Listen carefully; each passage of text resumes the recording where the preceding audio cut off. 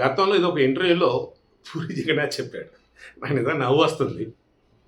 ఏంటంటే ప్రపంచంలో అసల ఏ దేశంలో కూడా లేనటువంటి మనోభావాలు మన దేశంలోనే ఉంటాయి.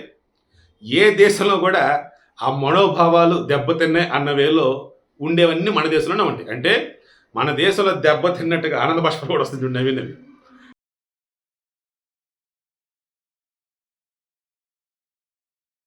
మన దేశంలో ఈ మనోభావాలు దెబ్బతిన్నటువంటిది ఏదైతే ఉందో ప్రపంచానికి ఎక్కడ ఉండదు, మన దగ్గర ఉండేది బాబు అన్నాడు.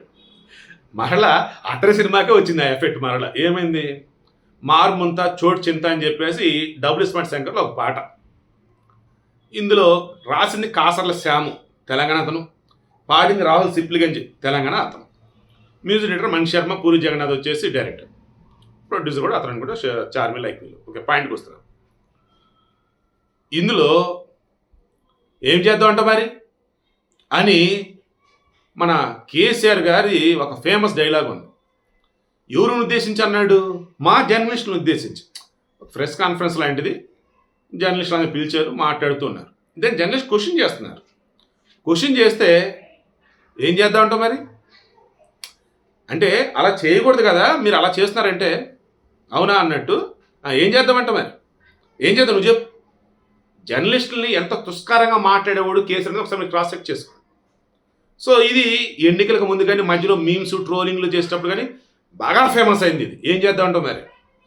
దానిని ఈ మార్మంతా చోటు చెందడాన్ని మధ్యలో వాడారండి.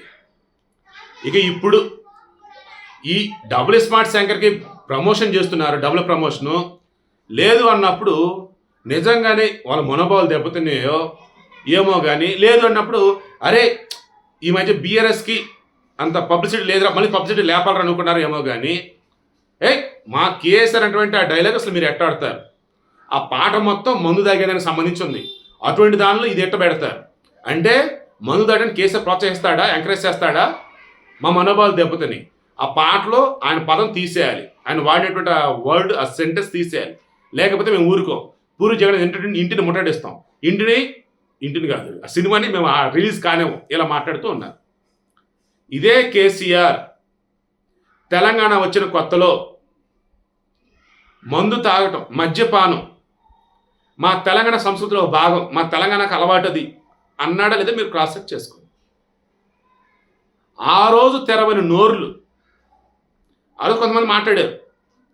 అప్పుడు టీఆర్ఎస్ కదా వాళ్ళది, నాన్ టీఆర్ఎస్ వాళ్ళు మాట్లాడారు, బీజేపీ వాళ్ళు, కాంగ్రెస్ వాళ్ళు అందరూ మాట్లాడి. ఏం మాట్లాడతాం కేసీఆర్, నువ్వు ముఖ్యమంత్రివి, తెలంగాణలో మందు దాటం అసలు ఆచారం, అది మా కల్చర్లో పార్ట్, మా జీవనంలో ఒక భాగం, తప్పు కదా అనటం.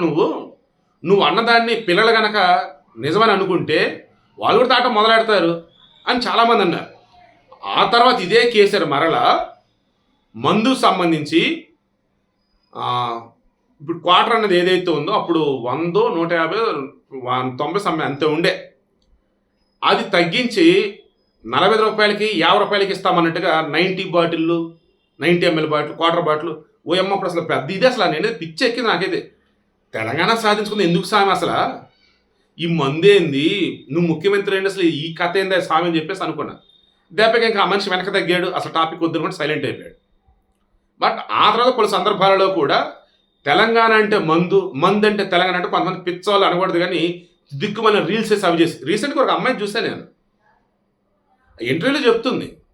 మరి అవి ఏం ఇన్ఫ్లుయెన్సరో మరి ఎవరో కానీ ఎవరు మడితే తీసుకొచ్చి ఇంటర్వ్యూ చేస్తపోతే వాళ్ళకి నచ్చింది చెప్పుకుంటా పోతారు. ఆ పిల్ల చెప్పింది, మా తెలంగాణలో మందు ఖచ్చితంగా ఉండాలా, దావత్ ఏదైనా సరే మందు అయితే ఉండాలా, మేమే బరాబర్ పోస్తాం వచ్చిన వాళ్ళకి అని చెప్పేసి అంటుంది. సెన్స్ ఉందా అసలు?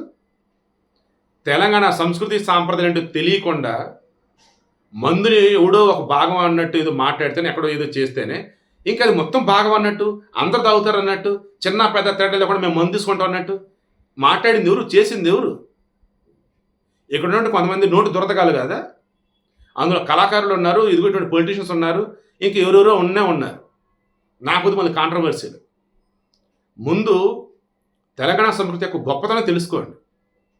కష్టపడే తత్వం, పోరాడే విధానం, స్వేచ్ఛ స్వాతంత్రాలు కోరుకోవటం, నిజాం నవాబుని ఎదిరించటం, అందరిని కలిసిమెలిసి మన అనుకొని చెప్పేసి మూవ్ అవ్వటం, ఇది తెలంగాణ అంటే.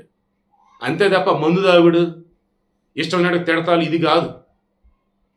సో నేను కంక్లూడ్ చేస్తూ ఉన్నా.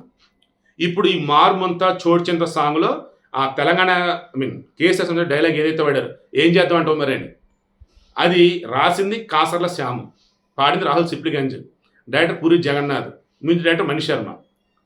ఇప్పుడు వీళ్ళు దానికి ఎక్స్ప్లెనేషన్ ఏమిస్తారు? సందర్భోచితంగా వాడామని అంటారా?